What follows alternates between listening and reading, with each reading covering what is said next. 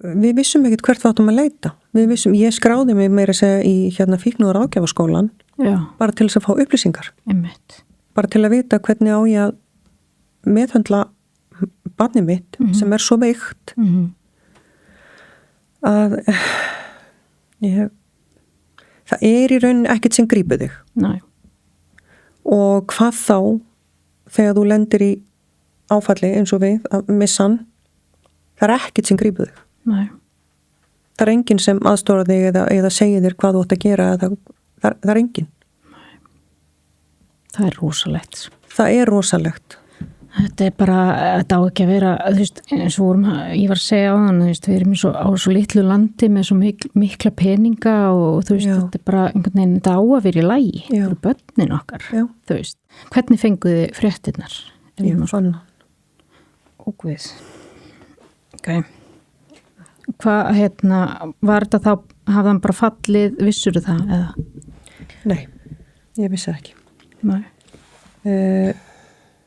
Hann var alveg óbóðslega við vorum rosalega tengt ég og Magnús. Hann var meiri mömmu barn heldur en nokkuð annað af þeim sko. Hann ringdi bara svona 10 sinnum á dag í mig eftir hann flutti og það var alltaf FaceTime og alltaf að tala við hann. Honum leið illa á laugardeginum 11. febrúar talaði við trúnaðarmanni sinn og var bara hún leið illa. Ég reyndi að hringja hann kvöldi, hann svaraði ekki. Reyndi strax morgun, hann svaraði ekki. Þannig að þetta var svona í fyrsta skipti sem að ég tók pappans með mér. Ég hef aldrei gert áður. En sem betur fer.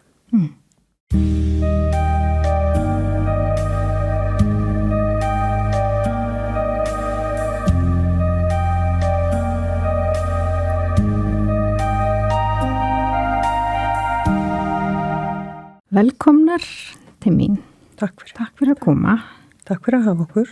Og ef þið myndi bara segja mér svona hlustendum, nöfnin ykkar og bara þið eru maður og þú veitir Guðrún. Guðrún Katrín. Já. Ég heiti María Margrét. Já. Og ég mér langaði að fá ykkur aðeins í smá spjall bara að því að þú áttir son. Já. Átt son sem er ekki meðal okkar lengur. Nei. Og mér langaði bara að fá aðeins ykkar sögu af honum í rauninni og því sem að brást og hvernig þetta var og hvernig þetta þróaðist. Já. Þannig að ef við byrjum bara á því það þið hafið bjugguð Akranesi eða ekki? Við bjuggum Akranesi, jú. Já. Og hann gekk sína alla skólagöngu þar. Já. Hann hann endar eina barnið mitt sem alveg skagamaður. Hann fæddist á Akranesi. Já, ok. En eru þið fóreldrarnir frá Akranesi? Nei. Þið er bara flutt ánga. Já, við vorum sest á Bifröst. Já. Þess vegna hann fæddur á Akranesi, en við byggum svo í bænum. Já. Hvernig var hann Magnús þegar hann var lítill? Hann var hress, hann alveg óbúðslega hress og skemmtilegur og svona uppátækja samur. Við heldum alltaf við foreldrar hans að hann yrði svona hann yrði eitthvað stórkostlegt. Já. Af því að hann var bara þannig ekkert að setja það á hinn börnin mín en hann var bara þannig alveg stórgáfaður bara og gekk vel í skóla. Já. Var hann í íþróttum? Hann var í parkour í mörg ár og svo boxi. Já. Og svo hætti það bara þarna 14-15 eitthvað svo les. Já. Hvernig stóri bróðir var hann? Mjög góður, mjög stríðinn. Það var svona uppáhalds hlutin að gera að stríða mér sko. Já. En hann var mjög góður. Alveg, við vorum mjög náin. Svona ljúflingur bara. Já. Og hvað, og hann hefur ekkert fengið neina greiningar? Það er svo aldrei. Ekkert svoleiðis barn. Ekkert svoleiðis. Nei, ekki svoleiðis barn, heldur bara, nei, hann var ekki með neina greiningar. Nei. Og hvað var það svona, og bara gekk grunnskólinn vel bara? Já, en hann náttúrulega uppátækja samur, hann er svona eina barni okkar sem við þurftum að fara í heimsókn til skólastjórans og svona. Já. En gekk alltaf vel í skóla. Já. Svona marga vini. Já. Hvað heitir það félagslega velstaddur. Já. Þannig að já, það var ekkert. Hvenær fannstu svona eitthvað fara að breytast? Manstu? Já, það var í 10. bekk. Þá var eitthvað sem ég nefnilega var alltaf með að ganga símónum hans og allt svo leis og hef haft hjá þeim öllum. Já. Fekk mig eitthvað til þess að kíkja símón og svoandi. Og þá sá ég svona myndir af eiturlyfjum eða grassi og öllu þessu en datt ekki til hugar að hann væri í einhverju rugli sko. En hann fór svo mikið að tala cannabis og þetta væri frábært og gott fyrir alla. Já. Heilsubót. Bara svona, þú veist að þetta er löglegt á svo mörgu stöðum en við höfum gjátt verkjatöflur heima í okkur. Þú veist, við erum bara ekki mikið í kringum. Nei, veistu til þess að hafa eitthvað komið fyrir eða ekkert ástasorg eða neitt svoleiðis, mjög skrítið. Já. Og veistu eitthvað hvaðan hann komst í tæri við þetta? Eitthvað fyrst. Já, það var það bara. Hann var mjög sjálfstæður. Já. Og við byggum á Akranesi og hann bara tók strætó í bæinn og strætó áttur heim. Á þess að við vissum. Já. Hvernig útskýrðan þetta þegar þú fannst, sagður eitthvað við hann? Já, það var alveg. Og neitaði hann þá? Já, það væri ekkert svona í gangi, sko. En það er ekki fyrir en bara, við flytjum í bæinn þegar að, svona, ekki einu svona ára eftir við flytjum í bæinn, 2019. Já, flytjum 2019, það var svona 2020, 2021. Já, við fórum að taka eftir því hvað hann var sko svona rólegur og svona mikið að sofa og alls konar svona. Þá var það bara að þróast út í annað. Þannig að setja í veipi sitt. Spæs. Já. Og Er það gras? Nei. Nei. Spæs, ég hef heyrt þetta sko. Þetta er svona slæfandi. Já. Ég veit ekki alveg, ég held að þetta sé bara eitthvað mix af einhverju. Ég er ekki alveg nú klára á því. Það er ekki hægt að mæla það til dæmis í fíknefna hufum. Já. Ok. Nema það var ég sá það einhver tíman, það var auglýst að veipbúð í Keflavík. Já. Sem var auglýst að þess að fíknefnum pröfu fyrir akkurat þetta. Já. Þannig að pappans fór til Keflavíkur að veipa og þá kom það í ljós. Og þá fór hann í meðferð. Það var fyrsta meðferðin sem hann fór í. Já, ok. Þannig að hvað var hann þá gamall? Hann er þarna bara, þetta er rétt ára með 18. Já.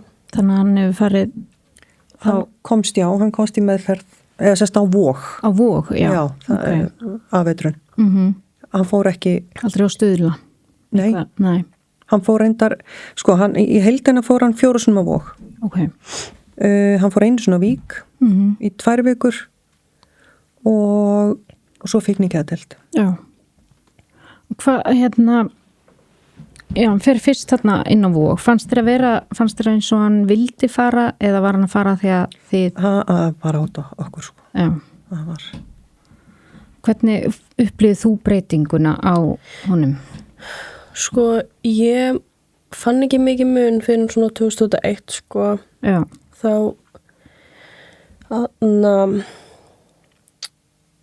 fór hann dálítið mikið í eitthvað bull bara og það eyðilega svolítið mikið sambandi okkar. Já. Þú veist, við vorum mjög náin og það var bara mjög erfitt því að allt í einu bara breyttist hann mjög mikið og bara, þú veist, Það er rosa ólíku sjálfum sér. já, Verður svona bara eins og bara umbúðnar og já, en ekki hann. Já, einn daginn var hann mjög góður og síðan næsta var bara skráma hann út í að maður bara anda á hátt, sko. Já. en aldrei, hann var aldrei ofbeldisfullur eða neitt Nei, nei. svoleiðis. Ekki sýndi okkur það hegðun, aldrei. Og hvernig var hann þegar hann kom úr hérna fyrstu meðferðinni? Var hann, Hann, sko,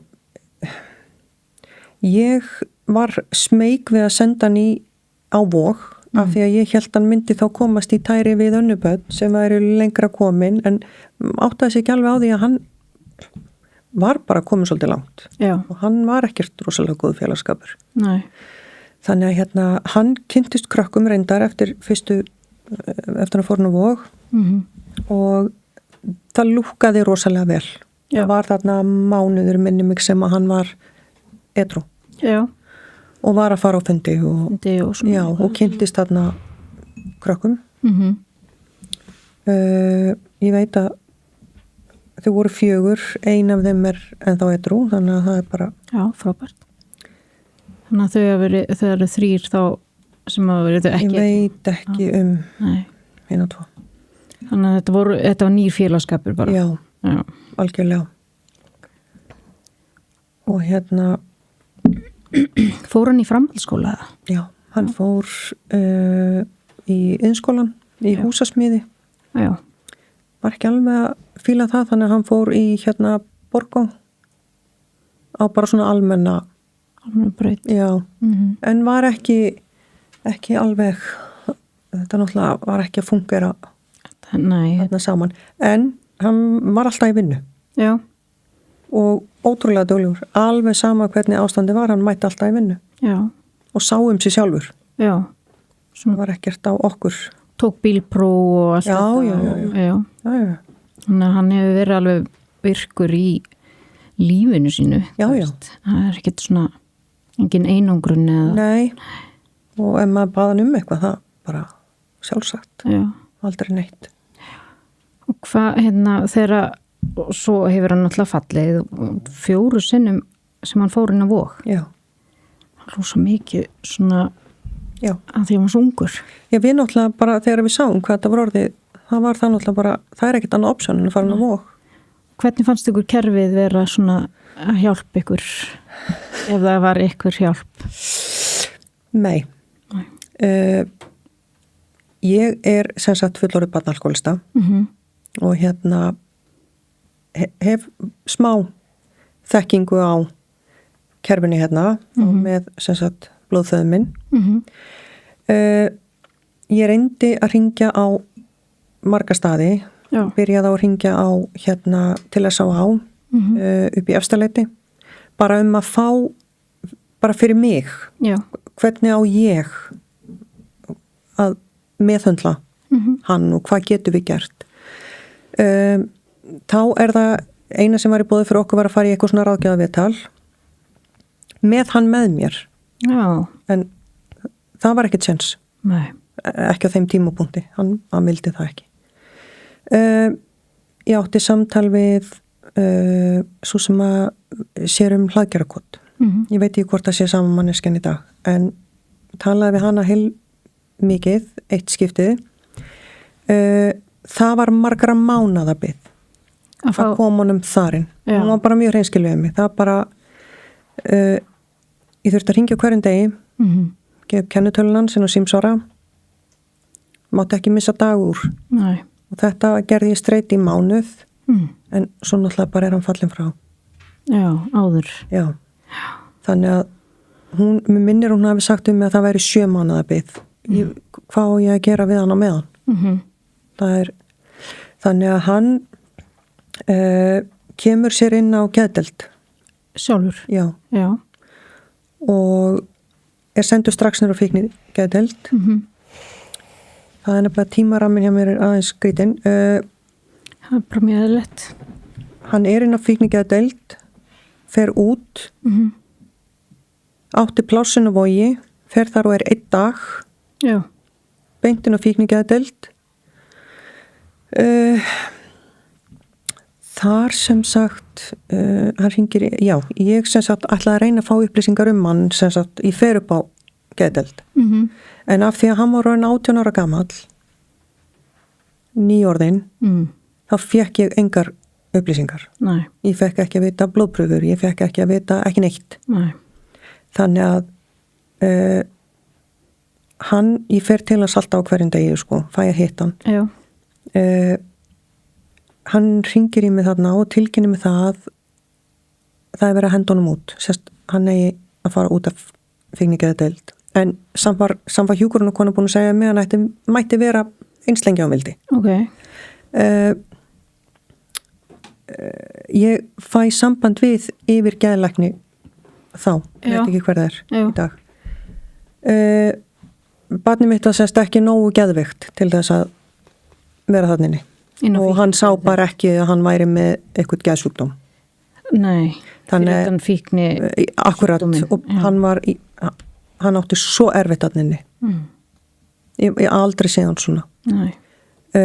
Bara frákvörfin og allt þetta, og hann grátbaði hann að fá að vera inni, sko. Já. Hann vildi ekki fara út, hann treysti sér ekki að fara út. Af því að þetta var í fyrsta skipti sem hann vildi verða edrú. Já. Og þau bara, og það var brástæðan, hann var ekki nógu geðveikur. Hann var ekki nógu geðveikur til að vera aðninni. Hann var rosalega svona kurteis, þannig að ég spurði hann hvort hann væri búin að vera að haga sér illa aðninni, hvort að það væri ástand, þannig að hann fór að baða all afsökunar á hegðun sinni, en hún leið illa. Sem sagt, hann átti að fara út á föstudegi, ég fekk það framlengt yfir til mánudags, bara hann yrði yfir helgina þá alla vega. Já. Hann deyr 2 vikur seinna. Já. Og var hann yfir helgina þessa helgina? Já, hann fekk að vera í sóttan á mánudagsmorgni. Og sem sagt, hann var nýfluttur, fór að búa einn. En fór í samtökin, var komið með trúnaða mann og þráði ekkert annað, hann ætlaði að gera þetta. En svo bara... Var hann, þegar hann var hérna á fíknigeðdeildinni, þá var hann byrjaður í einhverju öðru? Já. Meira? Hann var komin í ópíóða. Já. Og veistu hvað hann komst í það? Eða bara á... Það er jafn auðvelt að kaupa sér eiturlyf í dag eins og bara að panta pítsu. Já. Þau fá þetta bara afhent heim. Og veistu í gegnum hvaðan, að því bara svona fyrir aðra fóreldra ef það eru... Hvaða app? Já. Telegram? Telegram. Þannig að það er bara verið að heimsenda eiturlyf þar. Já. Ok. Alveg. Og þegar sko, mér finnst svo skrítið að þetta sé málið að það sé verið að vísa svona ungum einstaklingum út af fíknigeðdeild, af því að þú veist, þegar þú ert á fíknigeðdeild þá ert ekki eitthvað geðveikur þú sett með fíknisjúkdóm. Nei. Þú veist, það er bara svona, þetta er svona flækt í snúrunum hérna. En já, hvernig fannst þér að vera þessar 2 vikur áður en hann fell frá? Þetta er náttúrulega, sko, þau voru að koma úr svona ópíóðafík. Þetta er ekkit sama og áfengisfík. Eða skilur við sama úrræði eða sömu afeitrun eða þetta er tvennt ólíkt. Hann var náttúrulega bara skapið í honum var ekki, þú veist, hann var tens, hann var reiður að því að hann vildi komast inn, hann var svona hann var ekki eins og hann átt að vera. Bara í mikill hann leið illa, leið virkilega illa. Já. Og málið með Magnús er að hann skammaði sín alltaf fyrir þetta. Já. Svo mikið skömm sem fylgir. Já. Það mátt enginn vita af þessu nema við, sko. Já. En hann var reynda rosa opinn við mig varðandi sína neyslu.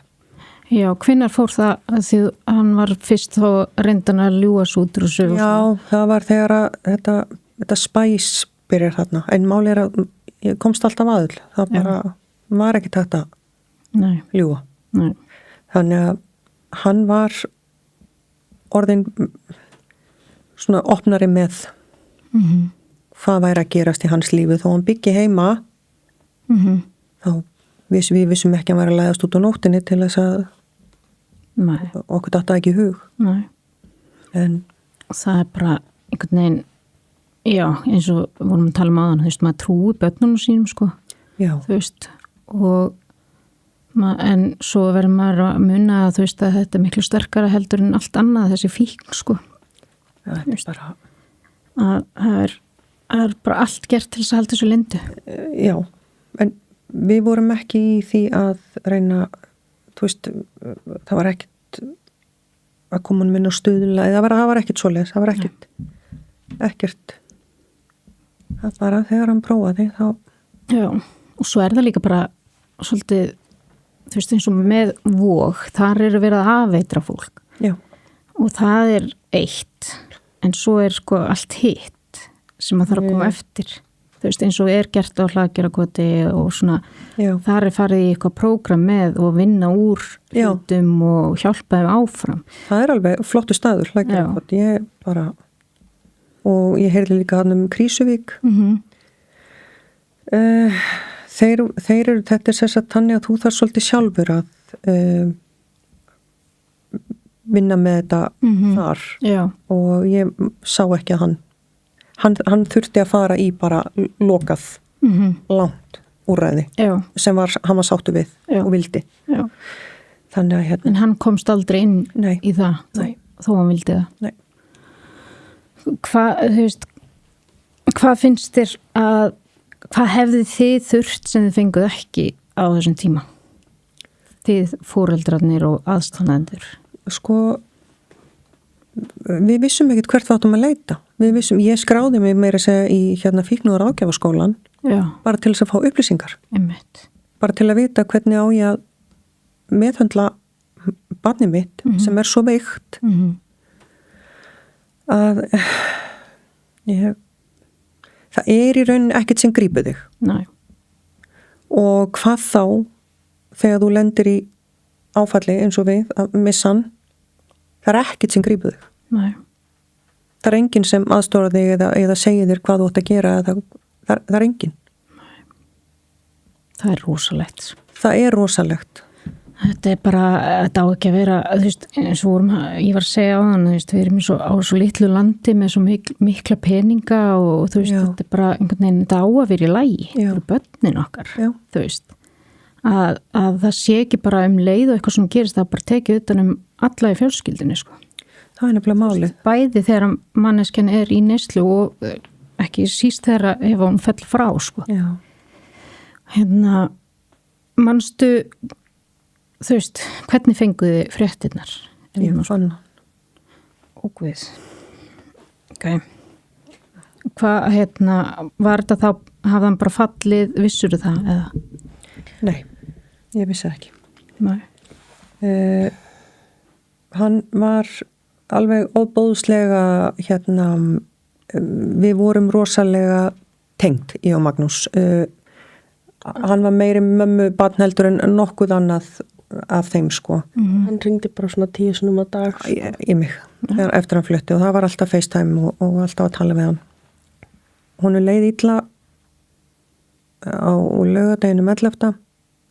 febrúar, talaði við trúnaðarmanni sinn og var bara hún leið illa. Ég reyndi að ringja hann kvöldi, hann svaraði ekki. Ég reyndi strax morgun, hann svaraði ekki. Þannig að þetta var svona í fyrsta skipti sem að ég tók pappans með mér. Ég hef aldrei gert áður. En sem betur fyrr. Þannig að hann hefur tekið og fenguði það kom úr krupningu. Hann var sem sagt ekki einu sinni með það hátt magn af ópíóðum í sér að það hefði átt að falla. Já. En engin önnur efni. Þannig að það sýndi það að hann var búin að vera edrú. Já, hann hefur fengið og mikið bara í einu. Já. Új, þetta er svo sorglegt, sko. Það er bara, já. Já, og það sem er líka er að það kom aldrei í fréttum eða neitt svona ef að einstaklingur var að látast úr fíknisjúkdómi, maður hafði ekki hugmynd þetta. Nei. Eftir að við missum Magnús að þá fer maður að sjá, heyrðu það eru bara, 5 manns að deyja hérna í þessum mánuði og það er bara börn eftir börn Já. að deyja. Það er bara ekkit rosalega mikið verið að segja frá því, sko. Nei. Og það er alveg, það er örugglega bara ástæða fyrir því, sko, að því að við erum ekki að standa okkur sem samfélag, sko. Nei, það er nefnilega málið. Þetta er alltaf svo eins og, þetta er skömm. Mörgum finnst þetta skömm. Já. Fjölskyldur eru rosalega mikið í bara meðvirkni. Já, og það er líka bara búið að mála, fólk sem er alkoholista séu bara rónar, og krakkar í neyslu séu bara, koma brotnum heimilum eða, það sé bara eitthvað svoleið, skilur. Það er alltaf verið að gera þetta að einhverju, þeir eru bara venjuleg fjölskylda, þannig er bara einn veikur einstaklingur. Þetta spýr ekki stjættaða stöðu. Nei. Nei. Og það var ekkert að þessum strák, hún gekk vel í skóla, það er líka þetta, bara hann átt aldrei séns, þetta er bara einhver svona, maður er alveg bara svona, þetta er ekkert alltaf svoleiðis, þetta er bara fólk eins og við. Og ég hlusta rosa mikið á Sterk saman, Tinnu, og hún hefur sagt það og ég held að sé alveg rétt að það þarf einhver í hæstu stöðu að lenda í þessu. Þetta er alls því miður bara, til þess að eitthvað gerist. Því þið hafi pottet aldrei haldið að þetta myndi koma fyrir ykkur. Nei. Aðri, sko. Nei, aldrei.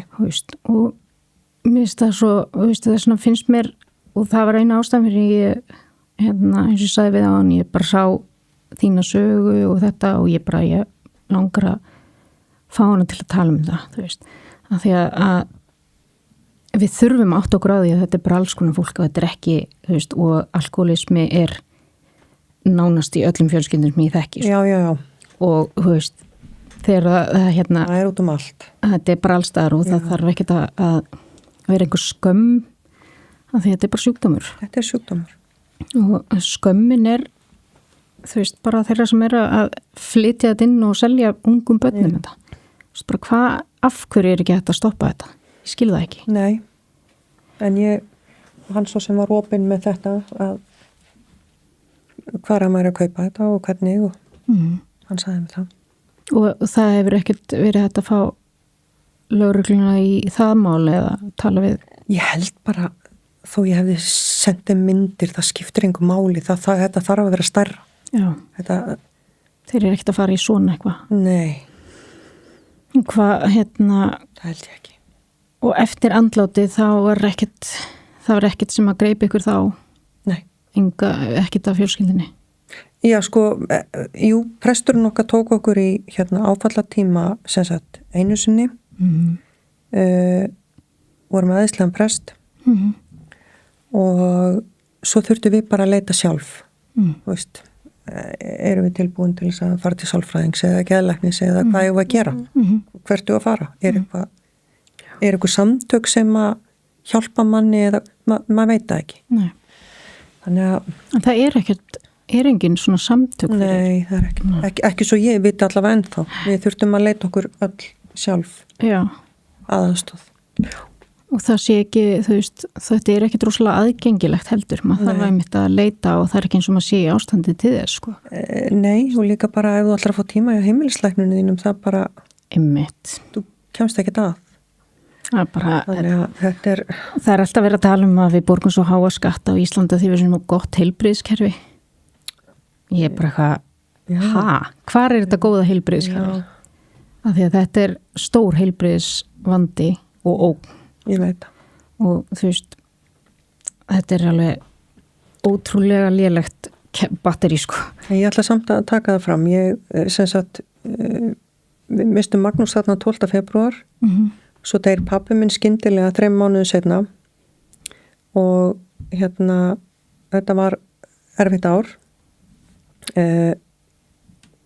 Það sem að hjálpaði mér, ég ætla bara Þú veist, það er náttúrulega missa hvernig fólk syrgir og allt svo leiðis, en ég, sem sagt, við ákvaðum, við erum sérst skilin í dag, ég og pappans, en við ákvaðum að fara fara á svona bænastund, sem sagt, í Smárakirkju. Já. Af því að, sem sagt, blóðfæðin minn hefur verið þar og hann er búin að vera edrú í 15 ár og bara, við ákvaðum að prófa það. Það bjargaði mínu lífi. Já. Að fara þar? Já. Bara, ég eiginlega bara veit ekki hvar ég væri ef að ég hefði ekki rampað inn í þessa kirkju. Já. Er þetta á kvöldin eða? Þetta er sem sagt, við erum með svona lofgjörastundir á miðvikudögum, samkomur á sunnudögum og svo erum við með svona bara heimahópa sem við hittumst og allir þarna hafa einhvern kross að bera. Þannig að það er oft þannig þegar maður leitar að einhverju, þegar maður er komin í það, leitar í barnatrúna og þetta, þá er maður yfirlt. Bara rosa þakklát að hafa fengið þá trú og ég reyndar var með þau. Já, hvað fannst þér? Náttúrulega það er ekki hægt að segja hvernig maður kemst í gegnum svona því að þetta er eitthvað sem þú lifir með. Nei. En hvað fannst þér hjálpa þér? Sko ég var áður en hann lest, þá var ég að fara til sálfræðings. Því ég bara með kvíða og svona og þannig ég er búin að fara til sálfræðings síðan ég var 14 ára. Já. Þannig það var alveg mjög gott að bara fara til hennar beint eftir því að hún greip hana. Já. Því líka, hún skilur búin að þekkja mig lengi þannig þá þurfti ég ekki að fara að útskýra allt bara fyrir einhverjum nýjum. Þannig það var mjög gott og þannig hún vissi af þessu hvað búið verið í gangi og Magnús. Já. Hvernig fannst þér eins og bara hvað varst þú gömul? Ég var oh my god. Ég var 16 ára, var ég ekki 16 ára 17? Já, ég var 16 ára 17 þegar hann lést. Já, þú veist, þetta hefur verið náttúrulega alveg rosalegt áfall bara fyrir þig líka sem unga stelpu og genguði vel í dag. Já, sko það var bara sem sagt frá hvað þegar 2001 til svona 2023 þá það var mjög erfitt fyrir mig bara hvernig þetta var heima. Maður gæti ekki gert neitt, þú veist, ég þorði alltaf að lifa hana því að þú veist, það var svo tens. Það snýrist allt það snýrist allt líka bara hann og það var líka bara mjög erfitt. Þú veist, ég og mamma alveg tala það var bara svolítið hann var bara annað skilur hann var allir einhvern veginn að bíða eftir hvað gerist næst. Já og þú veist það var líka lífið mitt snýrst í kringum hann skiluru. Þú veist ég var alveg ofta að opna hurðina fyrir hann svo nóttunni svo hann geti komist inn og svona. Þetta vissu við ekki eins. Þú veist það var alveg ótrúlega erfitt og það er líka það sem að fólk veit sem hefur verið í þessari stöðu er að bara allt heimilið og öll fjölskyldan er einhvers konar gíslingu sko. Þú veist, af því að það er einhvern veginn alltaf verið að bíða eftir hvað gerist næst og hvernig tökust við á það. Svo við vorum farin að fela bíllyklan okkar, hann eyðilaði minn bíl, ég var farin að setja líma út í hurðinu sem hann sæi ekki til að aðtók hvort hann hefði farið út. Þetta var orðið svona bara Er þú alltaf búin að vera í vinnu með? Nei, ég ekkert eftir. Nei. Bara ég var að byrja bara núna í sem sagt áfallameðferð. Já. Hjá sálfræðing. Já. Og ertu bara byrjuð í því? Já. Hvernig, er það svona EMDR eða? Já, það er, ég held að það sé planið allavega. Já. Þetta er náttúrulega ekkert þú getur ekkert gert margt með þessu þú veist, þetta er bara að vísa. Nei, og þetta er allavega mín upplifun er sko, maður náttúrulega er aldrei saman manneskjan og maður var, það bara verður ekki. Nei. Líkamlega líka. Þetta þolið er ekki eins og það á að vera. Það er svo margt sem við öll höfum upplifað. Og þið skildu eftir þetta? Við skildum 2023, já. Í september. Þetta var En bara við erum bestu vinir, það er alveg, Okay. við erum, já, þetta var ekki gert í illindum með leið. Það er mjög gott. Nei, þetta er svo mikið að fara í gegnum svona. Og það er óbúslega eðlilegt að fólk taki þessa ákvörðun eða lendir í svona áfalli. Þannig að Hvað er það sem að því ég hef oft heyrt það einmitt, að er það bara þið syrgið á sikkvotn háttinn eða og einhvern veginn bara fjarlægst hvort annað? Nei, við höfum alltaf verið óbúslega náin, ég og pappans og við tölum en þá oft saman á dag, það er bara jú, við syrgjum öðruvísi allt öðruvísi, það er eins og ég segi, það er enginn sem syrgir eins og allir með sinn hátt. Ég held bara í minningu, það er margt sem hefur þurrkast út, er að við hefðum bara dregið hvort annað niður. Í að því þunglindi og þetta var bara, það var svo svart. Já, þú veist, það var bara þegar þau voru saman árunni skildu, þá var bara að koma heim var bara það var mjög erfitt, sko, því að það var bara þú veist, pappi var upp í sófa, skilur í símanum bara og mamma þú veist, örglinni í eldhúsi elda eða eitthvað, skilur, en þetta var bara svo, þú veist, það var svo þungt, það var ekkert þannig, þú veist, og líka bara eftir að þau skildu, það var allt öðruvísi, þú veist það er maður líka bara að vinna í sjálf, þú veist, hún að vinna í sér og elsti okkar var að byrja hjá var að fá aðstoð núna, þú veist, þetta tekur allt tíma, hann er búin að vera núna í nokkra mánuði að bíða. Þannig að eftir að fara til sálfræðings. Já. Þetta er alveg hvernig, þú veist, ert þú búin að bara vera í skóla eða? Nei, ég var í skóla en síðan hætti ég eiginlega bara rétt eftir að hann fór og byrjaði bara að vinna en þú veist, núna er ég bara að vinna á dvalarheimili og það er alveg fínt en ég næ ekki að vinna alveg 100% en þannig ég get ekki þú veist, höndla það eða þú veist, ég það er gott að gera eitthvað eða þú veist, þú veist, bara mjög dugleg. Er elsti hann er, þú sagði 29? Já, og hann á fjölskyldu, hann á 2 börn og já, einmitt á því ári þá kom hann með barn. Já, kom á sama árinu? Já, hann kom í desember. Fyrsta. Þannig að það var árið endaði með smá gleði.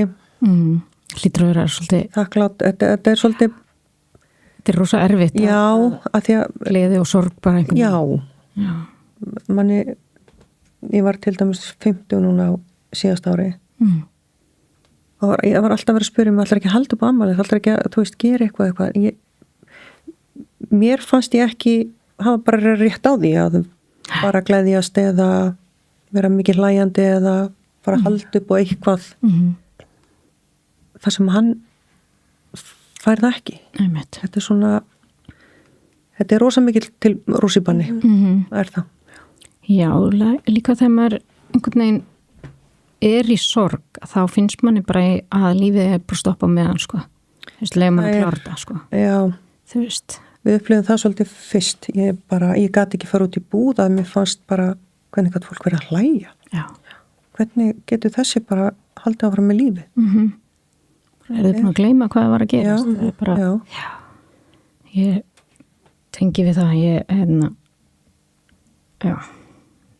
þegar ég misti vinkonu mína mjög svona sviplega þá upplýði þetta svo mikið. Já. Ég var bara lömuð. Já.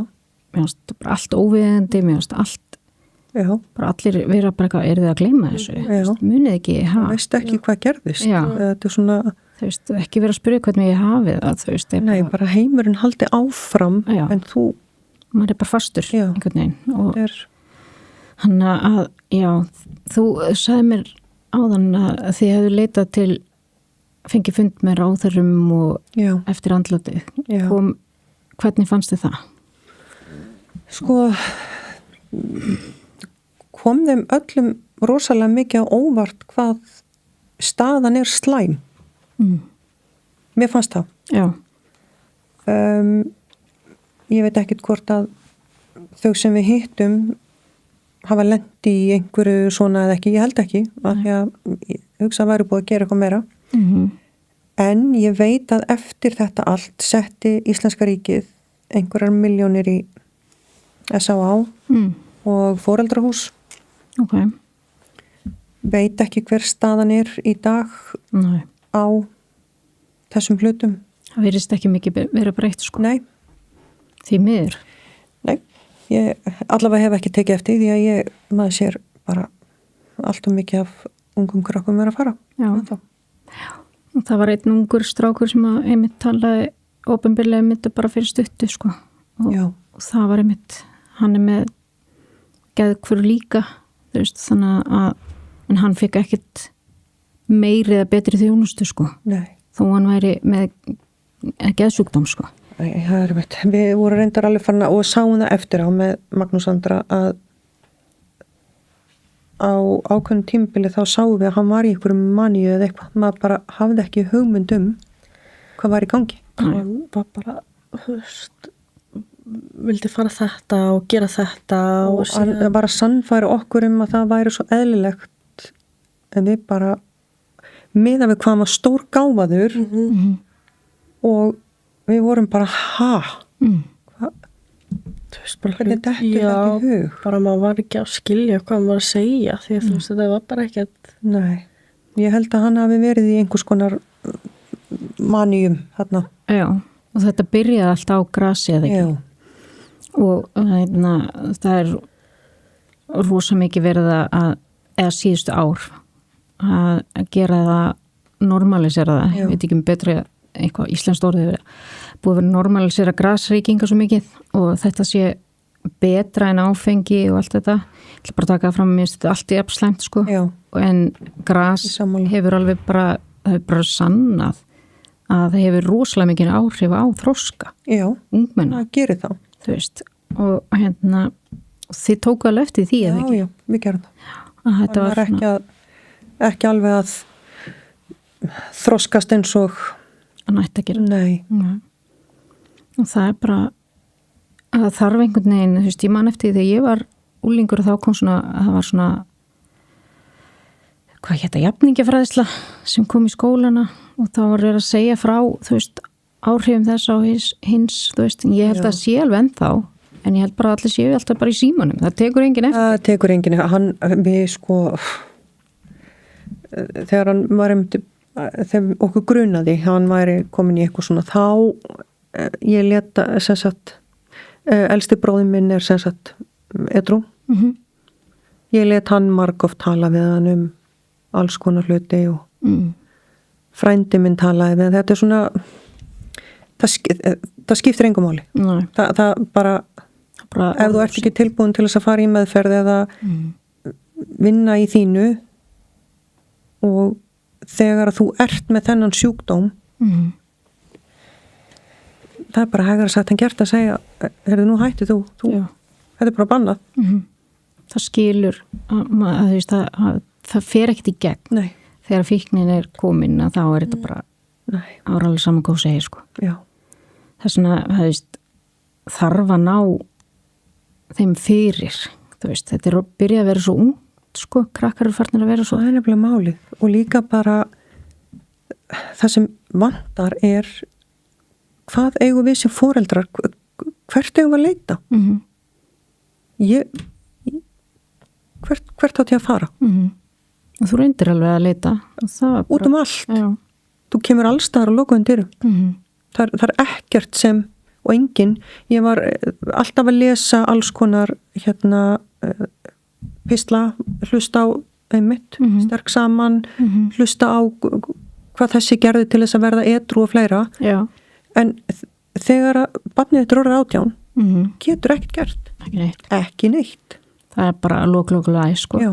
Og þú veist, við vitum það sem eigum börna 18 ára eru alls ekki orðið fullmótaðir einstaklingar sko. Nei. Þú veist, og ég held að maður sé alltaf að þroskast sko. Þú veist, ég er þroskari núna en þegar ég var 30 og þú veist, svoleiðis bara tíminn og lífið þroskamann, það veist, þannig að það er ekkert 18 ára, þetta er bara rétt að byrja. Já. Þú veist. En við töluðum líka við töluðum við lögfræðingum að við vorum að íhuga sviftan bara. Já. Það skiptir samt einhver máli. Nei. Það var hann ekki inn. Nei. Þó að hann sé... Nei, skiptir einhver máli.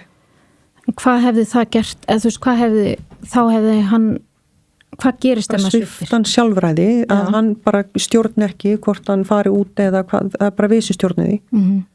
Fjármálum, ég reyndar var með fjármálun hans svoleiðis. En það bara... Það hefði ekkert breytt neinu? Nei, ekki neinu. Við buðum honum að fara til Spánar í meðferð, til Svíþjóðar í meðferð, en hann var ekki á þeim tímapunkti tilbúin í það. Nei. En það er líka, það er ekkert grín, kostnaður. Nei. Og núna... Við hefðum gert það, en... Já, en það er eins og þessir sem eru núna í Suður Afríku. Það er ekki eins og fólk sé bara hérna með einhverja peningamaskinu og baku sig, sko. Það er bara allt gert. Já. Þú veist, og vonandi, þú veist, af hverju er ekki til svona úrræði á Íslandi? Það sem þú ert bara, við erum með sko tóm hús út allt land, sem væri hægt að vera í svona langtíma meðferðin. Já, og fyrir utan sko, það er fíknigeðdeild er með einhver 10 til 16 rúm. Það er ekki gert ráð fyrir á nýja spítalanum fíknigeðdeild. Nei. Það eru 16 rúm fyrir alla þessa einstaklinga á þessu landi. Svo er vogur með hvað inn á, kalla bangsadeild fyrir unga krakka með hvað 10 rúm. Já. Og það er bara ekki nóg eins og er búið að sína sig. Þetta er bara ekkert í lagi. Nei. Og fyrir utan það eins og fyrst þegar hann fór í meðferð, ekki meðferð, hann fór á vog. Hann var bara settur með og literally hann var settur með konu sem að drakk of mikið rauðvín á kvöldin. Hann vissi að því hann þekkt hana. Hún bjó á Akranesi. Hann var í ópíóðum. Einmitt. Þetta er bara allt öðru í sig. Það er ekki hægt að bera þetta saman.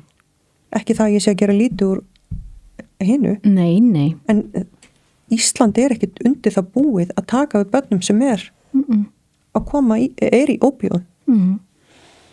Eru þessir ópíóðar, veistu hvað það er? Er það þá Oxycontin? Já. Fentanyl var blandið, þú veist, þetta var eitthvað á hinn tíma. Það er náttúrulega ríkalegt, sko. Já. En við viljum sjá breytingar, það er bara þannig. Já, algjörlega. Þegar, þú veist, eins og með svona áföllum, maður veit ekkert, þú veist, allan ef hjá mér, það hefur alltaf verið þannig, ég bara hvað ætla ég að gera við þetta? Hvað get ég notað þetta sem eldsneyti í? Já, ég veit það. Og það er bara, þú veist, ég held að ykkar saga sé munilega hjálpa mörgum, sko. Ég vona það. Og þú veist, við fórum í nokkur viðtöl, ég og pappans til þess að því að sko þegar maður sér einhverja missa, maður fer aftur í þetta. Þetta er svo sorglegt að fleiri sé að lendi í þessu. Já. Og það er hræðilegt. Og það er svo mikið skömm líka hjá foreldrum. Maður hefur alveg séð að fólk er að tala þú veist að þessi hinn hafi verið bráðkvættur. Segjum bara alvörunni hvað gerðist. Að því að það er nefnilega málið. Ég hef fengið fullt af skilabóðum frá foreldrum sem að vil ekki koma undir nafni. Nei. Af hverju er þessi skömm? Ég skil það ekki. Nei. Það er eitthvað. Það er líka málið. Þú veist, held að það þurfi sem flestir að stíga fram og bara svona að því að þá fer þessi skömm. þurfum ekki að vera með svo skömm, þetta er bara allstar. Það er alkoholismi nánast í hverju fjölskyldu. Já, bara held í öllum fjölskyldum, það er sem að ég þekki, það er alltaf einhver. Það er alltaf einhver. Og þú veist, hvort sem fólk vill tala um það eða ekki, sko. Já, ég veit það. Þess vegna er ég að rosa mikið, ég tala mjög opinskátt um mig og mína eiturmennsku og allt þetta, af því ég er bara vennileg manneskja, þú veist, og hef þurft að vinna í mér og við erum öll með eitthvað sem það þarf að vinna í og það er allir með eitthvað. Þannig að mér finnst það bara mjög mikilvægt að tala bara opinskátt og segja bara hlutin eins og þeir eru. Já. Veist. Og ég er rosa þakklátt fyrir að hafa fengið ykkur og hérna og bara gangi ykkur sem allra best í framhaldinu. Takk fyrir.